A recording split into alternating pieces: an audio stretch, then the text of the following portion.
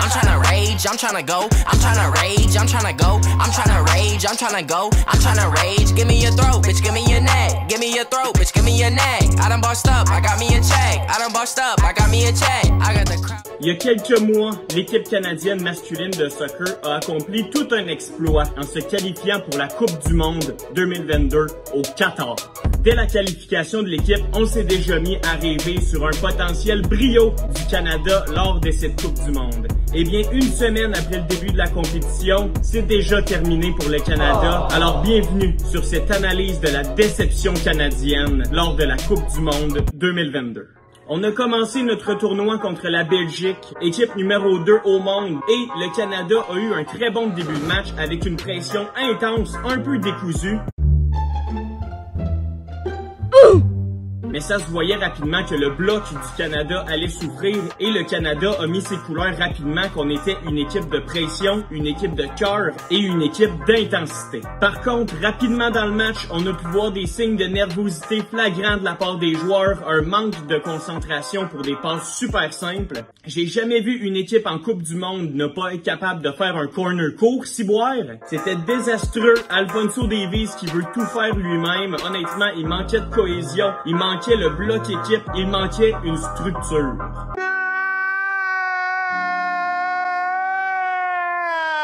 Honnêtement, le discours du coach canadien après la défaite contre la Belgique, j'avais le goût de me piquer dessus littéralement. We're gonna go and F Croatia. That's as simple as it gets.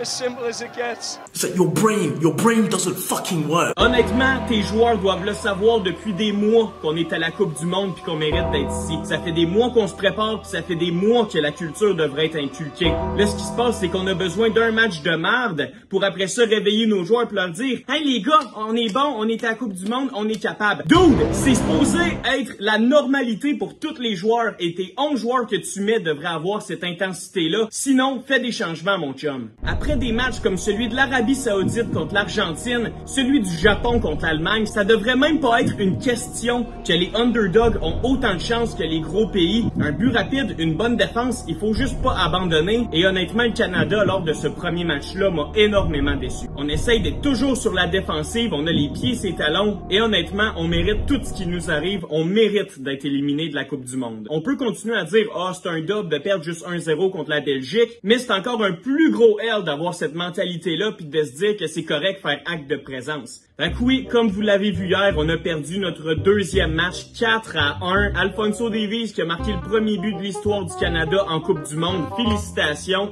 mais trop peu trop tard, avec 2 défaites à sa fiche déjà, le Canada est officiellement le deuxième pays à être éliminé de cette Coupe du Monde.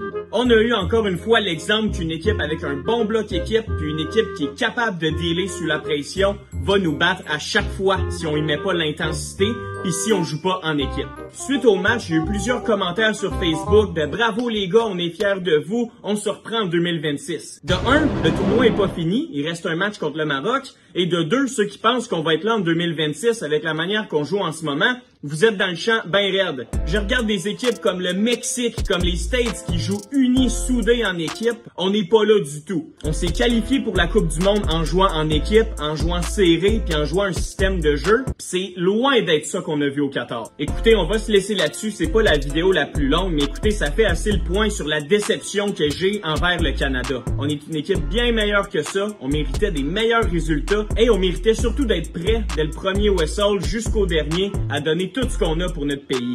Peut-être que les joueurs ont démontré de l'intensité, mais il y avait un grand manque d'application et surtout, je dirais, de courage des joueurs canadiens. Merci d'avoir écouté. N'hésitez pas à m'écrire dans les commentaires quelles sont vos opinions suite à cette Coupe du Monde qui est déjà quasiment terminée pour le Canada. Il nous reste un match contre le Maroc. Même si on le gagne, c'est impossible qu'on se qualifie. Donc écoutez, une grande déception pour les Canadiens. Je trouve ça juste vraiment décevant que les Canadiens soient fiers de juste être présents, de faire acte de présence. On est un pays qui est largement favorisé par le reste de la planète et on n'est même pas capable de montrer un peu de fierté. Je vais vous le dire honnêtement là, la vraie fierté, elle va arriver quand on va arrêter de respecter l'adversaire, peu importe son statut. et on va recommencer à jouer soudés, en équipe, comme l'équipe qu'on a vue lors des qualifications. Alors merci beaucoup d'avoir écouté la gang. Comme je vous dis, likez, commentez et abonnez-vous aussi pour pas manquer les prochaines vidéos. Alors les chums, c'était votre boy Larry. Je vous souhaite une merveilleuse semaine.